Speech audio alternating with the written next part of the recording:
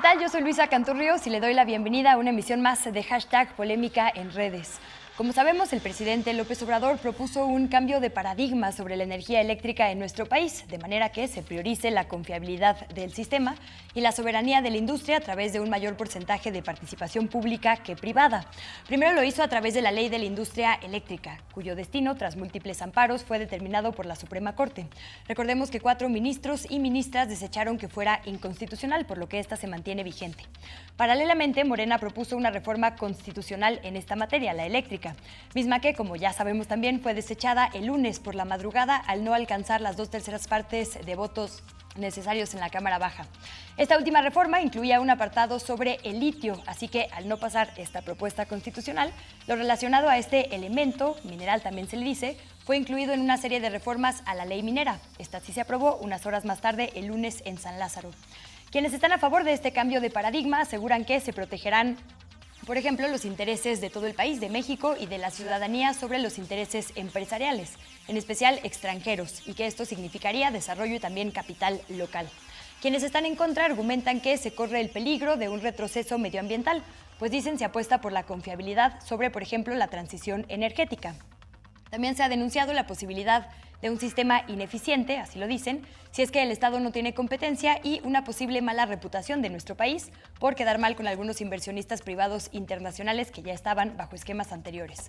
Para hablar sobre todo esto que ha estado bajo la lupa pública de la discusión, convocamos a un panel de personas expertas. Vamos a empezar con la parte que estuvo directamente involucrada, que son las legisladoras y legisladores. Saludo con mucho gusto a Aleida Alavés, quien es vicecoordinadora del Grupo Parlamentario de Morena. Bienvenida, diputada. ¿Nos regala, por favor, sus arrobas para interactuar con usted en esta hora de información? Sí, muchas gracias. Buenas noches. @Aleida Alavés.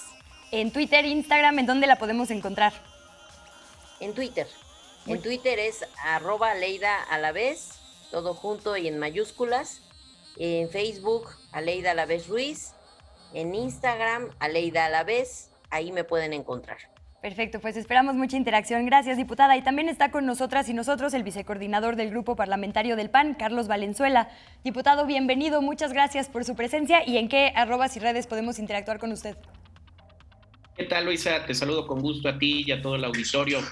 Mis arrobas, cvalenzuela G1, mi Facebook, Carlos Valenzuela, mi Instagram, Carlos Valenzuela_GLZ. Pues muchas gracias, diputada y diputado. Le recuerdo a nuestra audiencia que puede también interactuar con la pregunta que le estamos proponiendo el día de hoy. Es una encuesta que está en Twitter, en YouTube e Instagram y es la siguiente. Para ti, ¿qué significó que las y los diputados no aprobaran la reforma eléctrica? La opción A es un retroceso, la opción B es un acierto, la opción C es no lo sé o la D, la opción abierta para opinar. Le recuerdo que hoy estamos usando el hashtag Reforma Eléctrica en @canal14mx. Diputada Aleida Alavés, si le parece, empezamos con usted para contestar nuestra encuesta. ¿Qué significó que la Cámara Baja no aprobara la reforma eléctrica? A, un retroceso, B, un acierto, C, no lo sé o D, nos regala otra opción. Pues A, un retroceso. ¿Quiere argumentar un poco más? ¿En qué sentido?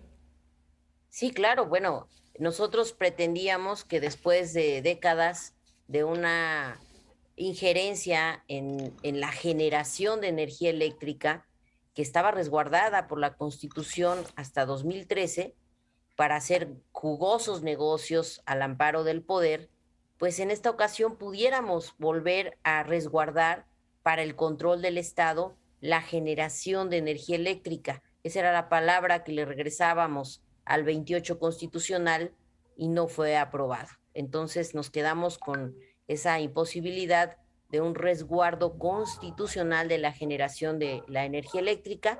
Además, también no pudimos habilitar en el 25 constitucional esta idea de mandatar al Estado mexicano a entregar energía eléctrica a toda la población de manera continua para garantizar su derecho humano a una vida digna. Y en el 27 constitucional, pues el que CFE regresara a ser un organismo del Estado, no una empresa productiva, así como la tienen ahorita, como la dejaron en 2013 con la reforma de Peña Nieto. La CFE está condenada a la extinción, la han ido marginando en el despacho de energía eléctrica, tiene 6 empresas generadoras que compiten entre sí y bueno, va en vías de una extinción. Y perdemos por ese modelo que nos heredaron más de 490,000 millones de pesos al año. No los podemos recuperar porque obviamente están pues bajo estas reglas que se imponen por un mercado en el que se privilegia que las energías limpias entren primero a la circulación en la red bajo subsidios del Estado mexicano. Por eso se pierde tanto dinero. Lo que resolvió la Corte, afortunadamente, ya da pauta a otra cosa. Pero por eso digo que es un retroceso, porque no se posibilita a que el Estado se haga cargo de lo crucial en el sector eléctrico, que es el resguardo en generación y marcar las reglas en generación, el no poder habilitar un derecho humano que es en el 25 constitucional y en el 27 regresar a CFE a ser un organismo público del Estado. Vamos a tener oportunidad de entrar en detalle en todos estos puntos que pone sobre la mesa, pero antes déjeme preguntarle al diputado Valenzuela qué significó para usted que las y los diputados no aprobaran la reforma eléctrica. ¿A un retroceso, ve un acierto, no lo sabe o nos regala otra opción en la D? ¿Por qué votaría, diputado? Ve, por supuesto, un acierto y un triunfo no solo de la oposición, fue un triunfo de la sociedad que se tuvo desde hace un año, desde que en las elecciones del 21 la gente votó a favor de un bloque opositor. Recordemos que en un tema numérico la oposición tuvo más votos que Morena el año pasado. Desde ahí la gente le perdió la confianza al presidente López Obrador y quiso que se generaran estos contrapesos. El día de ayer, independientemente del contenido de la reforma energética que no pasó, como te digo, gracias a la oposición y gracias a la sociedad, lo que queda claro es que en el país hay contrapesos. Y lo que queda claro también es que la sociedad quiso que el presidente López Obrador tuviera un contrapeso constitucional para evitar que hiciera y deshiciera de la Constitución como lo hizo en la legislatura anterior. Ahora el presidente y el grupo mayoritario sabe que si quiere lograr un consenso en una reforma constitucional, va a tener que dialogar con la oposición, pero dialogar no solo cuando le convenga, dialogar en todo momento, en las que son y requieren mayoría calificada, pero también en las que requieren mayoría simple.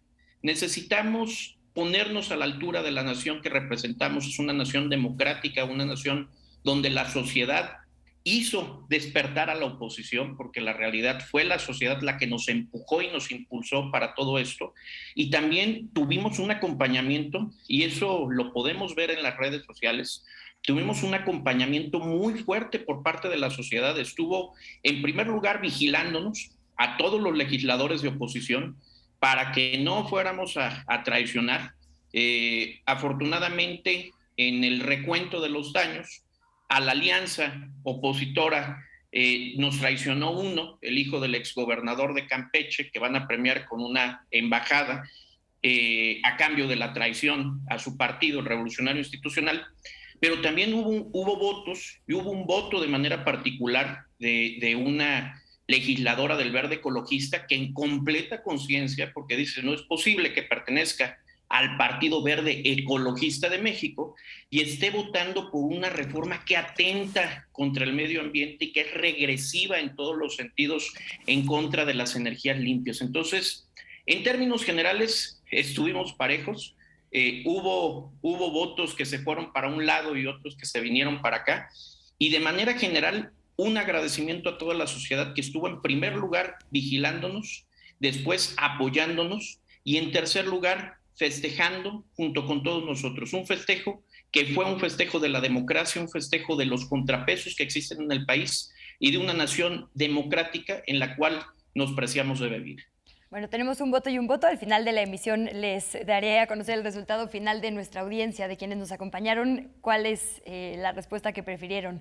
Quisiera que hablemos de algo que he visto todo el lunes en las mesas de análisis posterior a la votación del fin de semana, que es que esto se trata también de una guerra de narrativas, no solo de argumentos y de proyectos, sino de narrativas. Por ahí coincidía tanto el coordinador Romero como el coordinador Mier con esto. Se trata de dos proyectos de nación, dos visiones de cómo deben ser las cosas para el país. Y quisiera que viéramos dos tweets de quienes estuvieron presentes en la discusión y que generaron mucha interacción en redes. Porque ambos se acusaron de ser falsos por el lado contrario y ambos se aplaudieron por el lado que les apoya.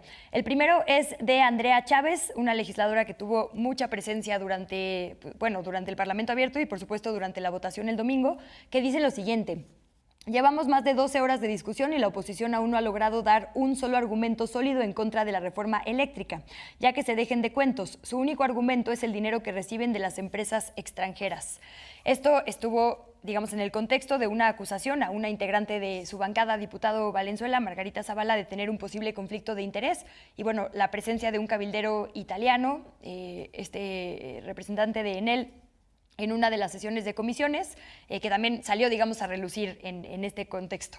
Otro tuit, en el lado contrario, es el del integrante de Movimiento Ciudadano, Jorge Álvarez Maínez, que dice lo siguiente: hoy ganó México, este es posterior a la discusión.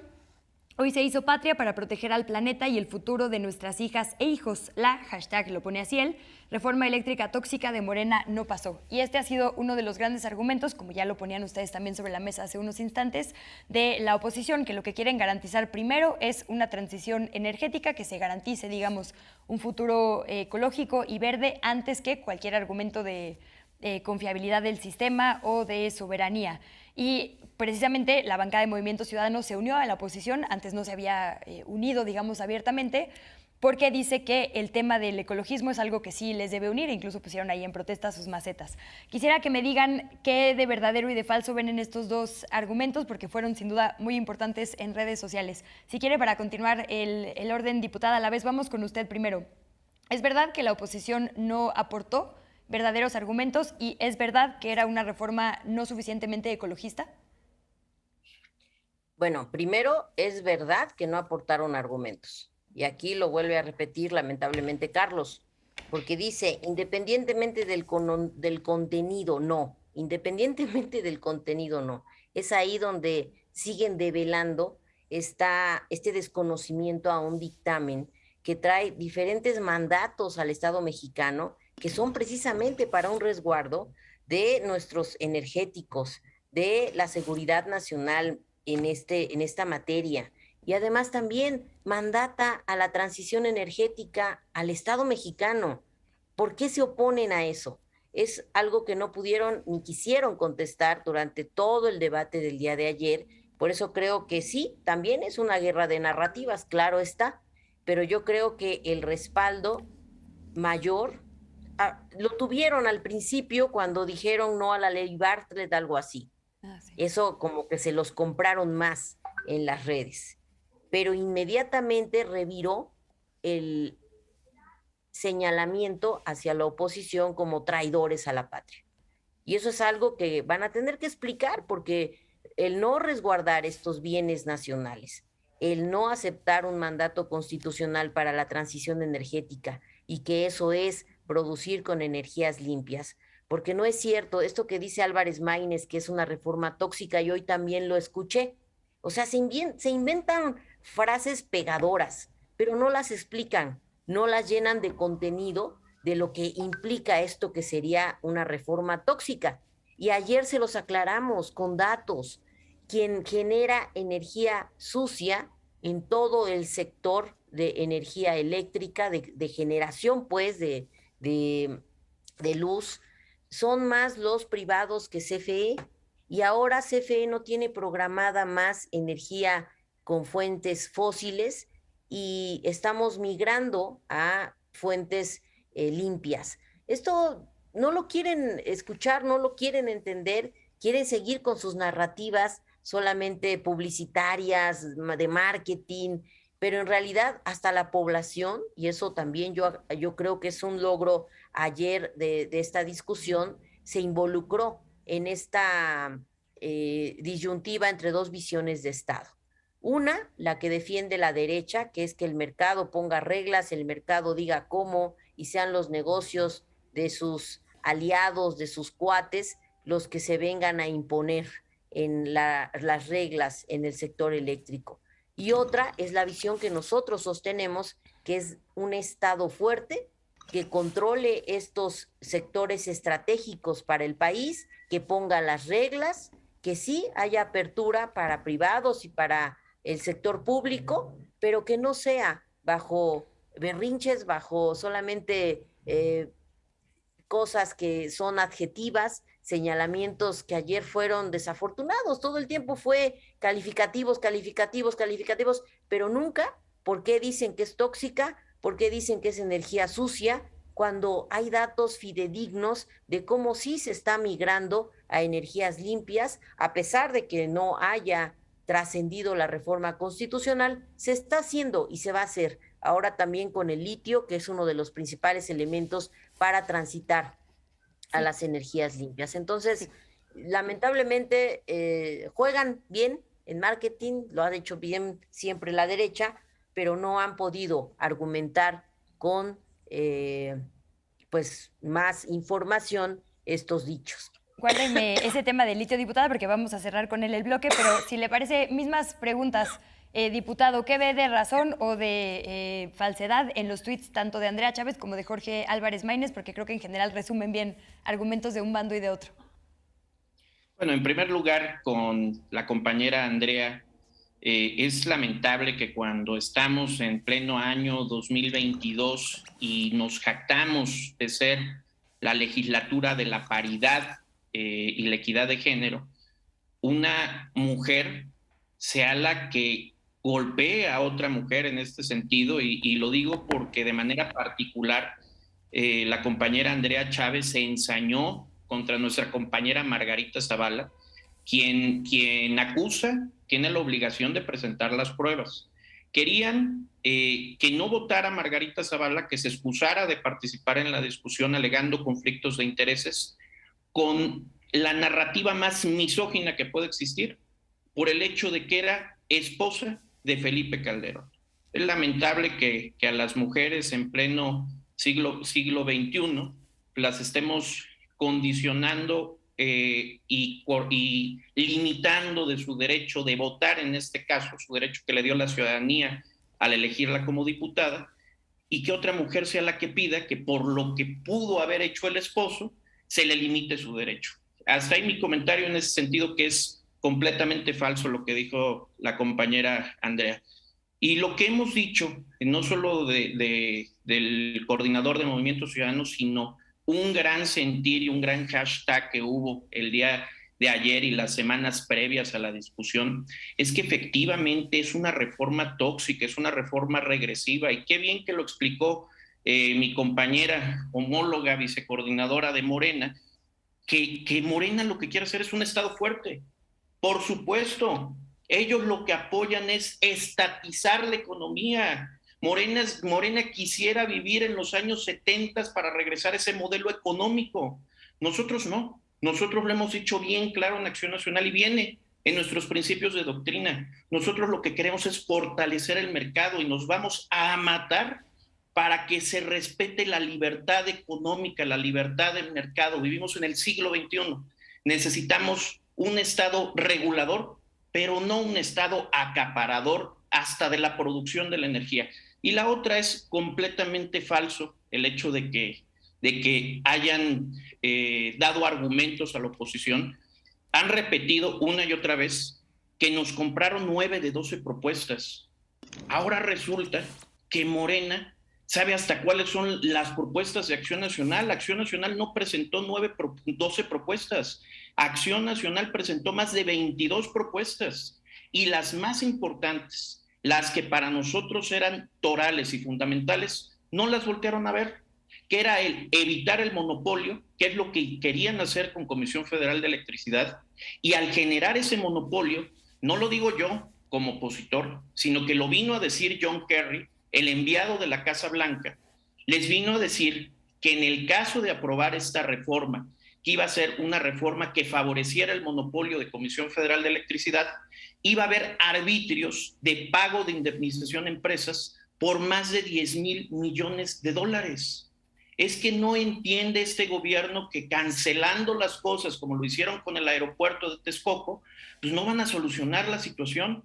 Y la realidad, y espero desde luego, Luisa, poder ver al final del programa cuál es el sentir de la gente, porque El oficialismo va a defender su punto como nosotros como oposición vamos a defender el nuestro. Va a ser una guerra de narrativas, pero al fin de cuentas los que deciden son los ciudadanos y son los que nos van a dar la razón, así como nos la dieron hace un año, quitándole la mayoría calificada al presidente López Obrador. Digamos que en este cambio de paradigma estaban estos dos temas, la electricidad y el litio. El tema de electricidad quedó, digamos, vigente al menos una parte por la ley de la industria eléctrica que fue declarada, bueno, que se desechó que fuera inconstitucional, por lo que queda vigente, digamos, lo aprobado por el Congreso. Y el tema del litio, entonces, al no aprobarse esta reforma constitucional, como sabemos, se pasó, por usar una palabra, con estas reformas a la ley minera. Como sabemos, la ley minera es una reglamentación del propio artículo 27 de la Constitución, y aquí hay 4 modificaciones a algunos artículos, precisamente para, como dice el presidente diputada Leida, asegurar que el litio sea un bien de la nación. En los últimos años se ha concesionado una gran parte del territorio a diferentes mineras, particularmente mineras extranjeras. Quisiera que viéramos un tuit del geógrafo de la UNAM y de la Flaxo, que es @datavicero, y dice lo siguiente: mientras se deciden, una mirada a las localidades prospectivas por litio. Él mapea particularmente a Sonora y a Puebla, ahora sabemos que Chihuahua también es un importante foco, y dice lo siguiente, concesiones en un segundo tuit, de litio en México por país de la empresa: Canadá 21, Canadá y Reino Unido 19, Estados Unidos 2, Reino Unido solo 6. Y es más o menos lo que se está discutiendo en este momento. Hay muchas preguntas, creo yo, todavía que quedaron, digamos, post la aprobación de esta reforma a la ley minera. Por ejemplo, si es retroactivo, ¿qué pasa si una minera ya tiene, digamos, una concesión y se encuentra litio ahí? ¿Qué pasa con este mercado? No sabemos que estamos en una fase de exploración. ¿Y por qué es tan importante también hablarlo desde ahora? Nos dice producción, 4 minutos. Si me permiten regalarles 2 y 2, con lo máximo que nos puedan decir sobre el litio en este tiempito, por favor.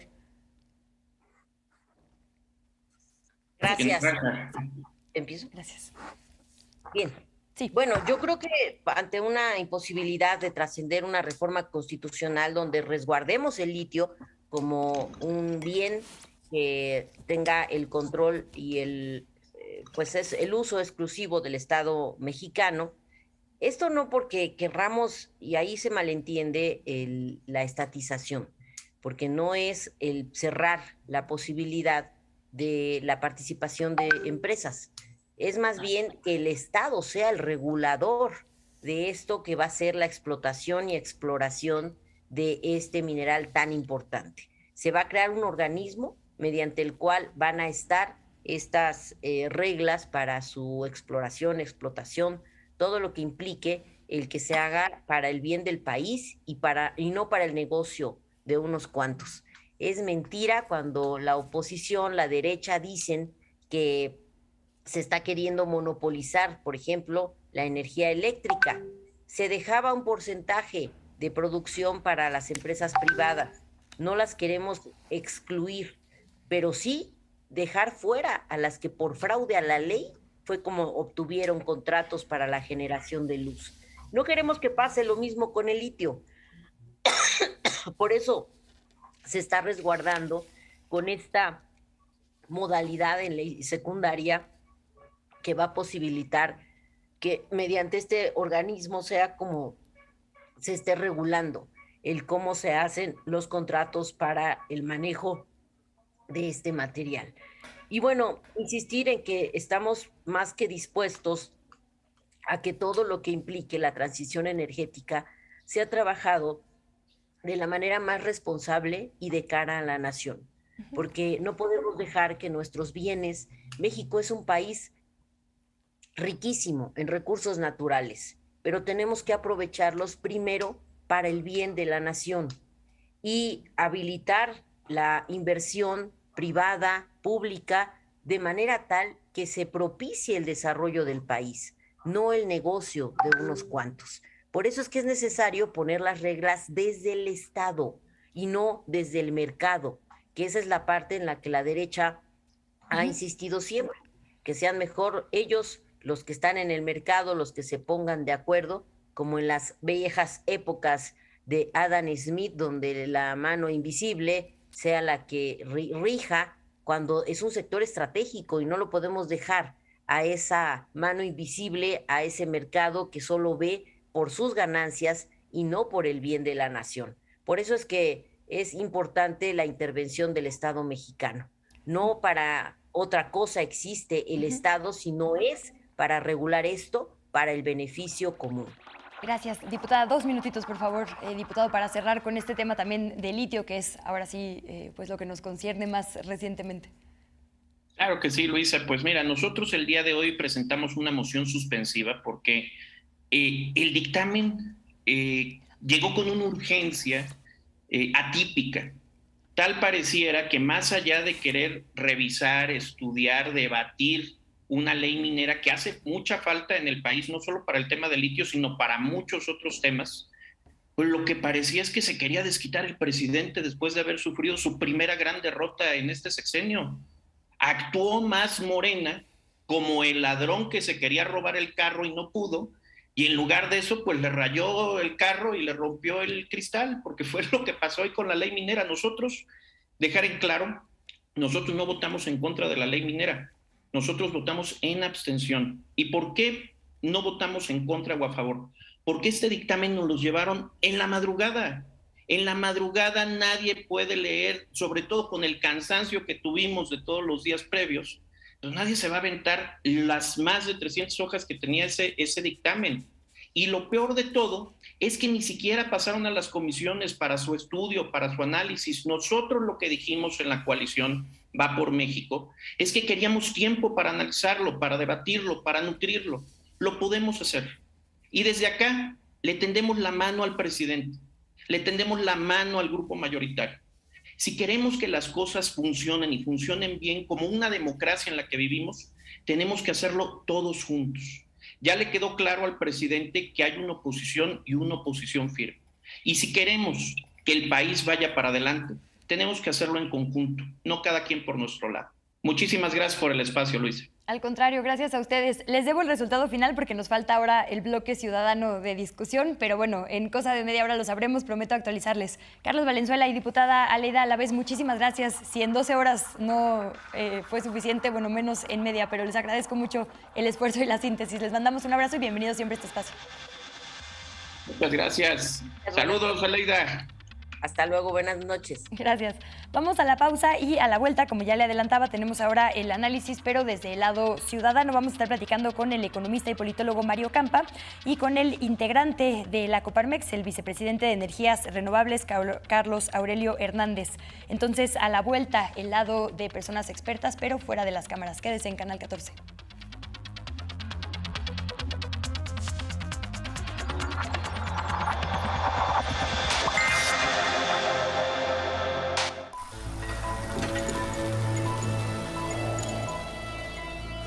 Y yo desde el tren vi casas vacías y hasta quemadas.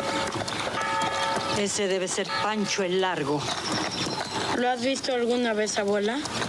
No. Pelafustán. A ver, ¿por qué no se para aquí en Ocotito? Porque sabe que él siempre anda por aquí. Joaquina tiene sed de aventuras. Allí viene.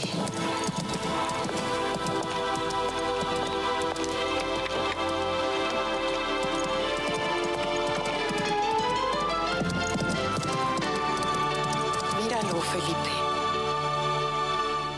Cinema 14 presenta Mi querido Tom Mix, función estelar, lunes 22 horas. Canal 14, tus causas, tu canal. Esta semana en Casa de los Alcántara. Demos un cordial recibimiento a nuestra nueva profesora. Es que las mujeres no tienen ni idea de lo que son los métodos anticonceptivos. Pues no hablemos de los hombres. Que yo esto lo veo como una medida de planificación familiar. Yo creo que decidir cuándo y con quién te quieres quedar embarazada es un paso muy importante hacia la libertad de la mujer, ¿o no? ¿Qué hacemos? ¿Subo yo que soy el encargado y les digo que con esta plantilla no podemos garantizar el trabajo o qué? Aquí solo queda una salida, compañeros. Es hacer una demostración de fuerza y parar las máquinas. Mire, yo creo que no hay otra solución que negociar con ellos. ¿Negociar? ¿Con chantaje? Sí. Ni hablar. Pues vaya ideas que tiene. Y yo que pensaba que era usted una persona sensata. Dime, ¿qué hubiera sido de ti si tu madre se hubiera tomado esa pastilla? ¿Eh? Si no queremos acabar como en el 36. Somos unas libertinas. Cuéntame cómo pasó. Lunes a viernes, 14:30 horas. Canal 14. Tus causas, tu canal. Consulta tus dudas con los especialistas en temas de salud. Hoy en día, la información es la clave. En esta ocasión hablaremos de métodos anticonceptivos masculinos. La vasectomía. La anticoncepción masculina es posible gracias a la técnica de la vasectomía.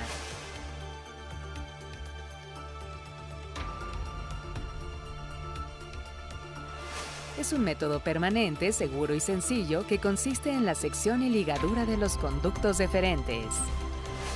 Envía todas tus preguntas a nuestros especialistas a la línea directa de WhatsApp 55 54 65 02 24. Consulta directa, en vivo, martes, 13 horas. Canal 14. Tus causas, tu canal.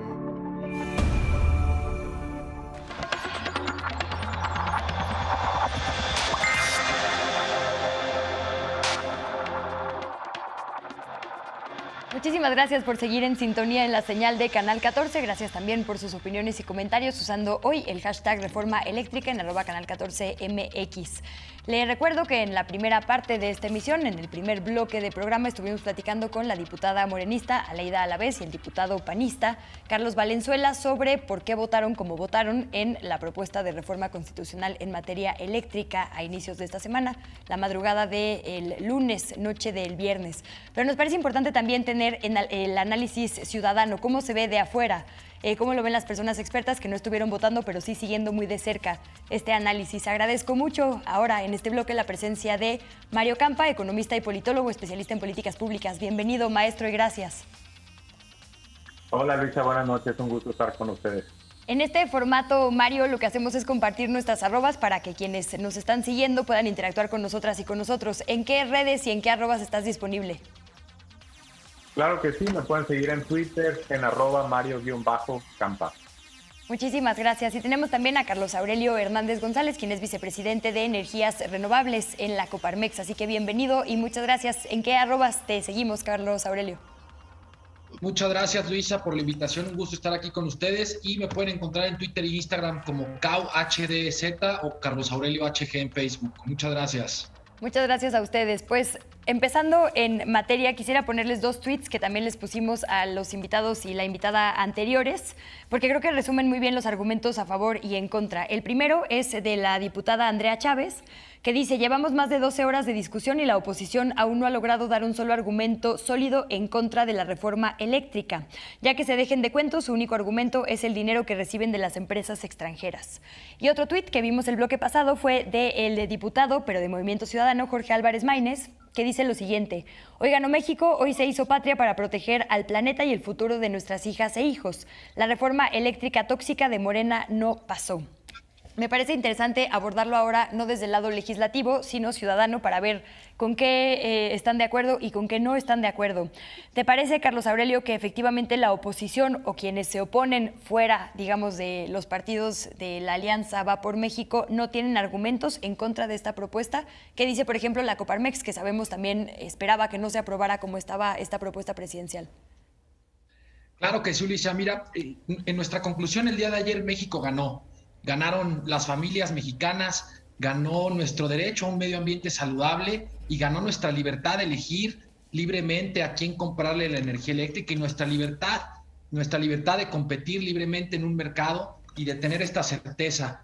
Ahora, por supuesto que no estoy de acuerdo con el tema de que los argumentos que se presentaron no han sido sólidos. Tuvimos más de 150 horas de parlamento, tuve yo de parlamento abierto la oportunidad de participar, también como Coparmex, también nuestro presidente nacional, y ahí fuimos muy claros con todos los argumentos.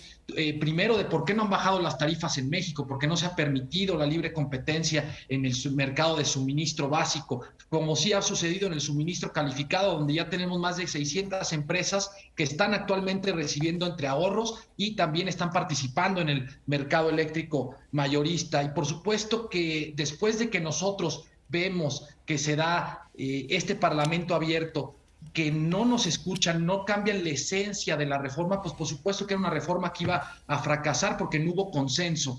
Nosotros como Coparmex hablamos qué es lo que México necesita, no hay que hablar si estamos a favor o en contra, y México lo que necesita es luz para todos los mexicanos, necesitamos energías limpias, fortalecer a la Comisión Federal de Electricidad, necesitamos respeto al Estado de Derecho, coexistir la inversión privada con la inversión de la CFE. Hemos insistido que sí se tienen que hacer modificaciones a la ley, que todas las leyes son perfectibles y tenemos 9 años con esta ley y que puede mejorarse, pero todo en base a los consensos, en buscar los consensos y no en seguir buscando las diferencias, Luisa. Gracias, Carlos Aurelio. Maestro Mario Campa, me parece interesante esto que argumenta Jorge Álvarez Maínez desde el lado opositor, de que era una reforma tóxica. Es algo que se dijo una y otra vez durante el Parlamento Abierto y durante la sesión, pero sí la reforma contemplaba una transición energética paulatina y también un cambio en el orden del suministro. Entonces, ¿por qué se dice, y estás de acuerdo o no, en que era una reforma poco amigable con el medio ambiente? No, bueno, no estoy de acuerdo en que era una reforma tóxica. Estoy de acuerdo en que ayer, lo pondría de otra forma, no creo que gana México en esos términos finales, gana la discusión pública, ¿no? El hecho de que podamos debatir estos temas ya para mí es una ganancia. Hay que recordar que venimos de reformas donde se discutieron entre cúpulas, ¿no? Eso es muy poco sano para una democracia. La democracia debe involucrarnos a todos y por supuesto también hubo ejercicios de Parlamento abierto muy interesantes. Originalmente creo que eran 500 los pactados y se hicieron 1000. Por supuesto que se escuchó a distintos actores, tanto a los que tenían un interés directo como los que no tanto, y también incluso se recogieron algunas de las propuestas del bloque opositor. No todas, por supuesto, pero sí una mayoría. Había propuestas interesantes, como por ejemplo reconocer el derecho a tener electricidad como un derecho humano. Había otras como permitir una figura social para los ayuntamientos y que pudieran producir 1 megawatt. Lamentablemente eso no se aprueba, entonces a mí me hubiera gustado que hubiera, por supuesto, que se hubiera mantenido la esencia de la reforma que buscaba darle estabilidad al sistema. Hay muy buenas razones para creer que el sistema en unos años podría ser no estable, no solamente por las energías renovables alternativas que presentan un reto, y lo estamos viendo en Europa, sino también porque un mercado muy pulverizado hace que sea más difícil de regular. A ver, estamos viendo en el Reino Unido que una mala temporada de vientos disparó las tarifas, ¿no? Y por supuesto que el gas y tiene sus conflictos geopolíticos correspondientes. Entonces, para mí, había puntos muy válidos. La soberanía energética en medio de una guerra es un asunto fundamental como para llamarle tóxico. Por eso no estoy de acuerdo. El hecho de que se estuviera a favor o en contra y con las debidas argumentaciones, pues eso ya tiene su valor y su análisis distinto. Pero yo creo que es sano debatir esta reforma que en su momento, en el 2013, 14, con la legislación secundaria, no se discutió lo suficiente, pues que ahora algunos de estos puntos queden solventados. Por supuesto, hay otras pequeñas reformas que se han ido dando, adecuaciones, y esto, como dice Carlos, es perfectible. Creo que es un ejercicio que se tenía que dar y que se tiene que seguir dando para hacer ciertas adecuaciones en un marco regulatorio que, ojo, no es que ningún país en estos momentos esté cómodo con su marco regulatorio. Estamos viendo en España que un puñado de empresas, 3 o 4, concentran el 95% de su mercado y quieren cambiar el marco regulatorio porque la fórmula de despacho marginalista no les está funcionando, a tal punto que las empresas han amenazado al Estado. Y si estamos hablando de un mercado como el español, que ha tenido regulaciones y series de regulaciones también importantes, que no encuentra la calibración correcta, pues ¿por qué no tendríamos que estarlo discutiendo en México? Por supuesto que es perfectible y tenemos que seguirlo debatiendo una y otra vez, porque es difícil hablar con la adopción de nuevas tecnologías, nuevas circunstancias, riesgos geopolíticos, que las circunstancias de hace 10 años, 20, 30 años atrás sean las mismas que hoy en día, ¿no? Déjenme sumar a la discusión un tuit tuyo, precisamente, Mario Campa, porque vi que hubo mucha interacción en redes alrededor de él. Mandé varios, pero es uno que dice: Anverso, países donde empresas estatales generan más del 50% de la electricidad. La fuente es la OCDE, el año 2018. Sudáfrica, 94%, Croacia, 92%, Israel, 88%, Indonesia, 70%, Francia, 70%, Arabia Saudita, 61% y un etcétera. Reverso, Participación de eléctricas privadas en generación, España, como bien nos adelantabas, 95%, Estados Unidos 92%, Chile 90%, con la inflación más alta de América Latina per cápita, el Reino Unido 81% y Holanda 63%. Otra parte creo que muy medular de la discusión fue este tema. ¿Sería un monopolio fortalecer a la CFE? Se puede decir monopolio si es estatal, porque el Estado en teoría es de todas y de todos. Y esto que nos dices de no se ha permitido la libre competencia. Con este panorama internacional, Carlos Aurelio, ¿sigue pareciendo una mala idea fortalecer el Estado o la participación estatal, por lo menos? Claro, Luisa, mira, aquí han confundido lo que es gobierno con Estado. Hoy la rectoría del Sistema Eléctrico Nacional la tiene el Estado a través de sus instituciones, la Comisión Reguladora de Energía, el Centro Nacional de Control de Energía, la Secretaría de Energía también, la CENER, y entonces mantiene esta rectoría en el Estado. Estaba escuchando ahorita que el tema de la confiabilidad y las energías limpias van a traer un problema de estabilidad, sí, pero cuando lleguemos a un 58% de energías intermitentes y hoy solo estamos en un 11%, ese 58% lo vemos en California y están sacando adelante los retos, integrando nuevas tecnologías, innovando y con un regulador que viene al ritmo del mercado. Ahora, comparar el mercado mexicano con el mercado español es totalmente, no se puede, porque uno es mercado de precios y otro es mercado de costos. En uno ofertan los costos y en otro ven cuál es el costo mayor y todos ponen un precio, y ahí sí también le quitan los excedentes a los participantes del mercado, porque en un mercado de precios no es lo mismo que uno de costos, y acá estamos pagando el costo de la máquina más alta, que es lo que hacen en todos los mercados, en los mejores mercados del mundo. Ahora tocan Francia y Italia. Aquí me gustaría tocar dos puntos bien importantes. Francia, Electricité de France, una empresa que el 83% es dueña del gobierno de Francia, el otro 1.5% es dueño los empleados de la empresa estatal, que son más de 160,000 contra los 80,000 de la CFE, y tienen utilidades al año por 2.500 millones de dólares. ¿Y quién creen que son el resto dueños? Los fondos de los que tanto se quejan, BlackRock, aquel, y todos ellos coexisten y sacaron adelante esta empresa francesa. Y no solo eso, fueron a buscar las utilidades del todo el mundo, fueron a otros países a generar, fueron a otros países a competir. ¿Qué pasó en Italia? El Ente Nazionale de Electrificazione, una empresa que en 1999 cotiza en la bolsa de Milán. Hoy en día el gobierno italiano es dueño del 25%, y sí, ahí le dieron un monopolio, le mantuvieron el 51% de generación. Pero vimos cómo Carlos Slim se hizo, pasó del hombre más rico del mundo con el monopolio de teléfonos a no tenerlo. Y si nosotros como mexicanos sabemos aprovechar y poner una ley donde digamos, órale, vamos a generar el 51%, pero vamos a abrir la empresa estatal a la participación privada. Y en lugar de que esta empresa nos cueste cada año, fíjate, te voy a dar un dato, de 2019 a 2021, en subsidios nos ha costado 208,000 millones de pesos. Y en el mismo periodo han tenido pérdidas por 132,000 millones de pesos. Nos ha costado 341,000 millones de pesos la Comisión Federal de Electricidad desde 2019, cuando en 2018 tuvimos utilidades por 27,000 millones de pesos. Son modelos totalmente diferentes. Sí, claro, le garantizo a mi Estado, pero me voy con la participación privada y voy por las utilidades del mundo. No me encierro aquí, no quiero que nadie me compita, no busco poner mis productos, no busco poner el combustóleo contaminante de Pemex y sustituirlo por las energías limpias y renovables, que hemos visto que gracias al mercado eléctrico mayorista han venido aumentando y desplazando las tecnologías contaminantes. Muchas gracias, Mario, te veo haciendo muchos gestos. Si quieres, misma pregunta, por favor, analizar el panorama internacional. Me llama la atención varios puntos que pones sobre la mesa, Carlos, que me parecen interesantes.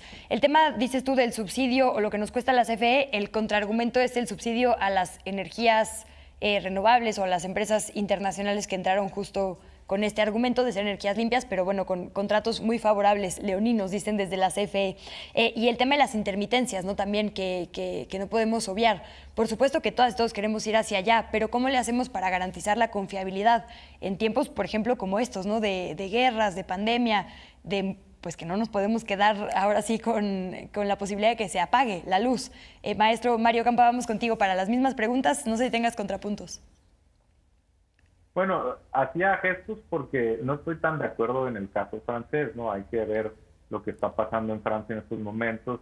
La participación de los fondos es muy minoritaria como para que sea tan relevante, y aún así lo que propone Macron en la primera vuelta de la elección francesa es restar toda la participación de los privados y hacer una electricidad de Francia mucho más fuerte para impulsar, entre otras cosas, la energía nuclear, en parte para para que crezca a la par de las renovables y entonces dar cierta estabilidad al sistema. Eso es lo que está pasando en Francia. Quieren eliminar la participación de los privados porque no están muy contentos, que digamos. Caso contrario, estaríamos yendo en sentido inverso. Entonces, ese es el caso francés. En cuanto a los contratos leoninos, el problema es que los subsidios, por supuesto, son regresivos. A ver, ¿quiénes son dueños de las empresas multinacionales, particularmente privadas? Pues accionistas en muchos casos, que son estos fondos o que son grandes empresarios de mucho dinero. Por supuesto que darle subsidios ayuda a que la desigualdad en los países crezca. Tenemos ahí un problema también de distribución de riqueza. Por supuesto que si establecemos una regulación onerosa o incluso discriminatoria para la empresa pública, pues por ciertos intereses, llámese el interés incluso de la transición energética o intereses privados de maximización de utilidades trimestrales, pues entonces estamos poniéndole un bloque o una contención a CFE, pues para darle cabida a nuevos jugadores por diseño, no porque necesariamente están compitiendo. Hay que recordar que CFE nunca ha tenido, digamos, problemas de dar estabilidad al sistema. De hecho, es una de las mejores empresas públicas que ha tenido México y probablemente Latinoamérica. Fíjate el caso argentino, Lisa, es digno de estudio. Desde 1990 se fue abriendo al sector privado la generación en Argentina a tal punto que hoy es entre el 90 y el 95% del mercado. Y lo que estamos viendo en Argentina es contrario a lo que se esperaría ver de acuerdo a lo que nos marcan los empresarios o los teóricos a partir del lado de la oferta de la economía. Lo que estamos viendo en Argentina son tarifas muy elevadas, que se incrementó el uso del gas natural y no necesariamente las renovables, que hubo, por supuesto, ello ayuda a la inflación en estos momentos de Argentina, porque es mucho más difícil estabilizar las tarifas y llegar a acuerdos, por ejemplo, con los sindicatos. Y también hemos visto incrementos en los costes de la electricidad, cuando se nos vende una y otra vez que supuestamente son las empresas públicas las que llevan a cortes de electricidad. De hecho, hay estudios comparativos en Estados Unidos donde hay un puñado, poquitas empresas estatales de generación y muchísimas privadas, y el comparativo es a favor de las estatales. Tienen incluso tarifas más bajas y mayor estabilidad que los privados. Contra las comunitarias es otra historia, porque seguramente no alcanzan la escala suficiente. Y eso me lleva a un punto muy importante del sector energético. En el sector energético no se regula la competencia como si fueran tortillerías. Hay monopolios naturales, es decir, favorece que hayan empresas que den un servicio único, por ejemplo, por ciudad, para no tener dos líneas distintas de distribución. Es como también sucede en ciertos otros mercados, como el de la salud, incluso los aeropuertos. Caso contrario, si tenemos un mercado pulverizado, supuestamente compitiendo, porque en la práctica no están compitiendo, pues tenemos muchos costos administrativos redundantes, por supuesto de marketing redundantes, tenemos que quizá no alcancen el suficiente tamaño para el conocimiento o las habilidades técnicas que se requiere para la tarea. Todo eso se va acumulando si no tenemos en la presencia de monopolios naturales. Se pueden crear deseconomías de escala, que es lo opuesto a economías de escala, que a mayor tamaño van disminuyendo sus costos marginales. Entonces ahí tenemos una cuestión de que no necesariamente los monopolios son negativos en este mercado particular, en el sector energético, electricidad de Francia, y habrá otras muchas que son ejemplos de buenas prácticas. Entonces, el hecho de que supuestamente CFE iba a regresar el monopolio que fue hace 60 años con el 100% de todo, eso era falso. La reforma planteaba una división muy clara y con la posibilidad de que privados participaran en el mercado, cosa que sucede en muchísimos países. Tú misma me citaste un tuit donde yo pongo ahí China, Francia, Suiza, que tienen más del 50% de participación estatales, y les va muy bien. Y en mi experiencia y lo que yo puedo ver es que países que abrieron totalmente su sector energético a la inversión privada y que establecieron castigos a las empresas estatales, hoy están teniendo muchos problemas para regularlos. Hay captura regulatoria, hay deseconomías de escala, hay rentismo, y también les está costando mucho trabajo mantener estabilidad en el sistema y, por supuesto, tarifas bajas, porque hay que recordar, en una emergencia como la de España, pues por supuesto que, que las empresas no van a querer absorber el costo, la trasladan directamente a los consumidores y favorece, por supuesto, que haya más inflación en el sector energético. Entonces, hay que considerar todos esos factores. No hay una competencia sustantiva en este sector por el tipo de dinámica que exhibe. Decir que haya competencia suena muy hueco en este sector, ¿no? Oigan, nos quedan 4 minutitos y no quiero dejar de hablar de la ley minera, ahora que justo hablamos del control estatal, digamos, de la exploración, explotación y aprovechamiento de este elemento. Pues estamos justo en esta etapa de exploración, de saber cuánto hay verdaderamente en nuestro país, y por ello también estamos en la etapa de poner reglas muy claras sobre quién y cómo se debe hacer.